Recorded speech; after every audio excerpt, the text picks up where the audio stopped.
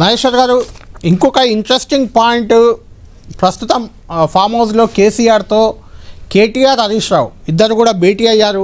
ఈ BJP BRS విలీనం చర్చ తర్వాత కవిత ఎపిసోడ్ కూడా కొంచెం ఇంట్రెస్టింగ్ టాపిక్గా మారింది. కవిత కూడా 72 గంటల పాటు ఆగస్టు 3, 4, 5, 6 తేదీల్లో ఏదో 72 గంటల పాటు బీసీ రిజర్వేషన్ కోసం దీక్షకు రెడీ అవుతున్నారు. ఎలా చూడాలి అంటే బీఆర్ఎస్లో జరుగుతున్న పరిణామాలని ఎలా చూడాలి? ఇప్పుడు బీఆర్ఎస్ లో కవిత గ్యారంటీగా ఒక పెద్ద పజిల్ గా మారిపోయారు. ఆమె బీఆర్ఎస్ లో ఉండరు, బయటికి రారు.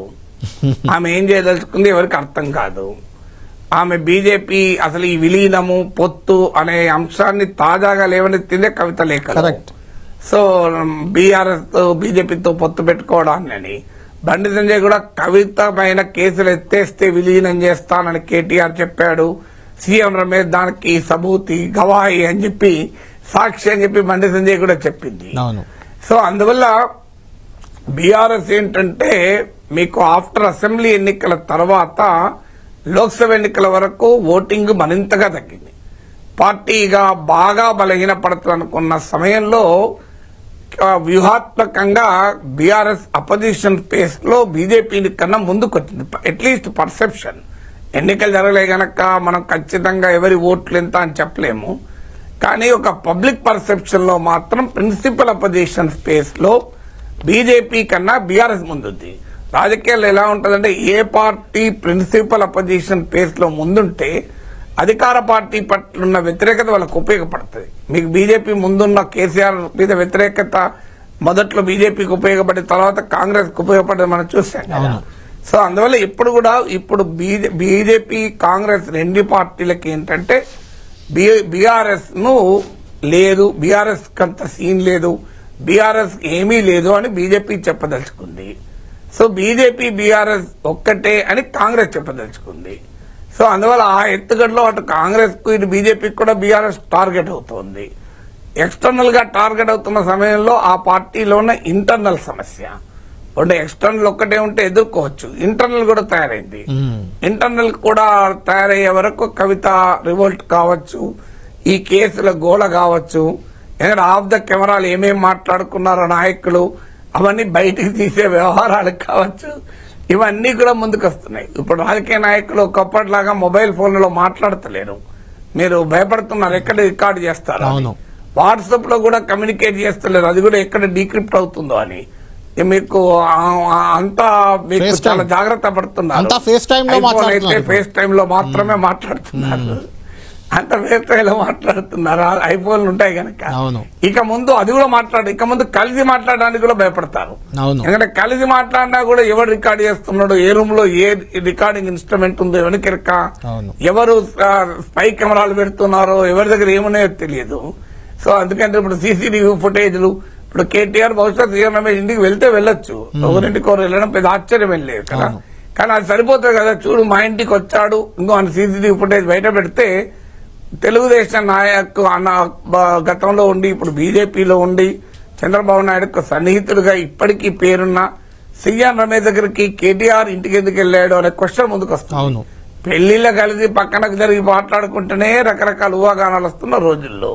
అందువల్ల రాజకీయ నాయకులందరికీ ఈ మధ్య శీల పరీక్ష, నిజంగా మీరు ఎక్కడున్నారు, ఎవరితో కలుస్తున్నారు అనే శీల పరీక్ష మొదలైంది.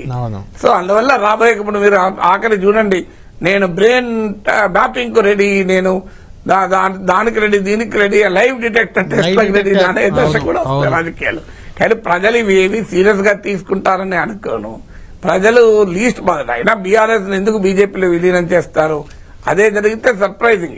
ఎందుకంటే జనసేన విలీనం చేయమంటే పవన్ కళ్యాణ్ చేయలేదని అప్పుడే చెప్పాడు. కరెక్ట్. కవిత దీక్షను ఎలా చూడాలి? కవిత నిరాహార దీక్ష 72 గంటల పాటు బీసీ రిజర్వేషన్ కోసం చేస్తున్నారు. అది పార్టీకి సంబంధం లేదు, ఓన్లీ జాగృతి ద్వారా చేస్తున్నారు. ఇటు కేసీఆర్, హరీష్ రావు, కేటీఆర్ ఈ మధ్య నాకు తెలిసి ఒక 5-6 సార్లు వాళ్ళు ముగ్గురు భేటీ అయ్యారు. ఆ భేటీ సారాంశాన్ని ఎలా చూడాలి? మనం ఇంతకాలం విన్నది ఏంటంటే కేటీఆర్ హరీష్ రావు మధ్య పోటీ, హరీష్ రావును సైడ్ లైన్ చేస్తున్నారు. నిజం కూడా మీకు వరంగల్ సభలో హరీష్ రావును పూర్తిగా సైడ్ లైన్ చేశారు. హరీష్ రావు మానసికంగా బాగా బాధపడ్డాడు. కాళేశ్వరం ప్రాజెక్ట్ ఇనాగ్రేషన్ లో అప్పుడు కూడా హరీష్ రావు లేడు. ఇదంతా హరీష్ రావును పక్కకు పెడుతున్నారు అన్నది. థ్యాంక్స్ టు కవిత కేటీఆర్, హరీష్ రావు, కేసీఆర్ల మీటింగ్లు పెరిగాయి. ఈ మధ్య హరీష్ రావు ఇంటికి కూడా కేటీఆర్ వచ్చిపోయాడు అని చూడండి. రాజకీయాల్లో కలుస్తాయి. ఇప్పుడు బీజేపీని ఎదుర్కోవడానికి రాజ్ ఠాక్రే ఉద్ధవ్ ఠాక్రే కలవలేదా, విడిపోయిన వాళ్ళు. చాలేళ్ల తర్వాత రాజ్ ఠాక్రే ఉద్ధవ్ ఠాక్రే ఇంటికి కూడా వెళ్ళాడు. కవిత ఏంటంటే విత్ ఇన్ ద బీఆర్ఎస్ ఆమె ఇంకా క్లియర్ గా పాత్ వేను రెడీ చేసుకున్నట్టుగా లేదు. ఆమె ఏంటంటే తనకంటూ ఒక ఐడెంటిటీని బిల్డ్ చేసుకుంటే అటు బీఆర్ఎస్ లోనైనా బెటర్ బార్గెన్ కు ఉపయోగపడుతుంది, కాదంటే వేరే పార్టీలో చేరినా అది ఉపయోగపడుతుంది, సొంత పార్టీ పెట్టుకోవాలని ఆలోచన చేసినా ఎంతో కొంత ఉపయోగపడుతుంది అనుకోవచ్చు. ముఖ్యంగా ఆమె with in the political space లో తనకంటూ ఒక ఐడెంటిటీ పెట్టుకోవాలి. అందుకే బీఆర్ఎస్ లో ఉన్నాను మా నాయకుడు కేసీఆర్ అనే చెప్తూ, ఆమె నాయకుడు కేసీఆర్ అయితే ఆమె బీసీ దీక్షను కేసీఆర్ వచ్చే కదా ఇనాగ్రేట్ చేయాలి, లేదా కేసీఆర్ కూతురుగా కేసీఆర్ నాయకత్వంలో పనిచేసి ఎక్కడ కూడా ఒక గులాబీ జెండా కనిపించట్లేదు, ఒక గులాబీ నాయకుడు కూడా కనిపించట్లేదు.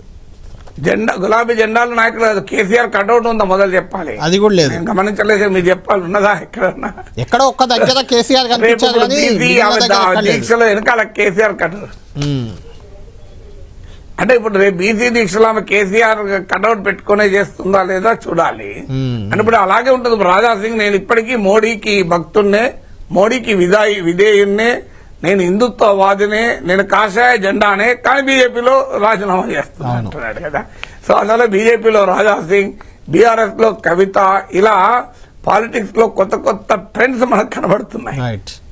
నాగేశ్వర్ గారు, ఫైనల్గా నాకు నిన్నగాక మొన్న ఒక 2 days బ్యాకే మాజీ మంత్రి జగదీశ్వర్ రెడ్డి 10 TVతో ఇంటర్వ్యూలో మాట్లాడుతూ ఆయన ఒక ఇంట్రెస్టింగ్ కామెంట్ చేశాడు కవితకు సంబంధించి.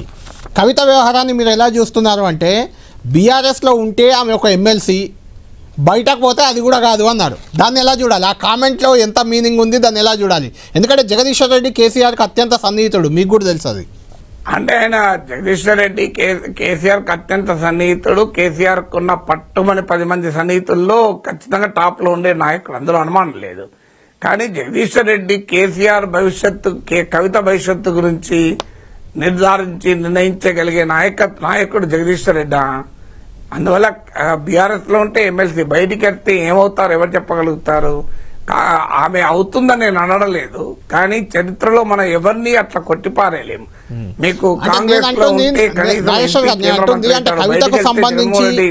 కవితకు సంబంధించి బీఆర్ఎస్ పార్టీ ఒక క్లారిటీకి వచ్చింది అని ఆ కామెంట్ బట్టి ఏమైనా అనుకోవచ్చా అని? ఎందుకంటే అది అంతర్గతంగా చర్చల్లో లేకుంటే మైండ్ సెట్ అది మాత్రం నిజం. మీరు చెప్పండి, బీఆర్ఎస్ మీరు అన్నది నిజం. జగదీశ్వర్ రెడ్డి వ్యాఖ్యలను బట్టి అర్థమయ్యేది ఏంటంటే, ఆమె పార్టీలో ఉంటే ఉండనియండి, పోతే పోనీయండి, ఆమె పోయినా పార్టీకి పెద్ద నష్టం జరగదు, అది ఉంటే ఉండనియండి చెప్పినట్టుంటే. అందువల్ల ఆమె పోవటానికి పొగబెట్టాల్సిన అవసరం లేదు, ఆమె ఉండటానికి ప్రయత్నాలు చేయాల్సిన అవసరం లేదు అనే స్థాయికి పార్టీ నాయకత్వం వచ్చినట్టుగా కనబడుతోంది. So let her decide our own path, we are simply not bothered about her అనే కవిత అనే ఇష్యూ ఒకటి ఉంది అని కూడా బీఆర్ఎస్. ఎందుకంటే కవితకి ఇప్పటికీ కూడా బీఆర్ఎస్ శ్రేణుల్లో బలం లేదు, మీకు బీఆర్ఎస్ ఓటర్లలో పెద్ద ఎత్తున బలమేమీ లేదు. అందువల్ల ఆమె బీఆర్ఎస్ ను పెద్దగా డిస్టర్బ్ చేస్తుందని బీఆర్ఎస్ భావించడం లేదు, రాజకీయ పరిశీలకులు కూడా భావించడం లేదు. కాస్త హెడేక్, తలనొప్పిగా మాత్రం ఉంటుంది. ఇక ఆమె నిజంగానే బయటికి వెళ్తే ఏం జరుగుతుంది భవిష్యత్తులో అనేది ఎవరము ఊహించలేము. రైట్, థ్యాంక్ యూ నాగేశ్వర్ గారు.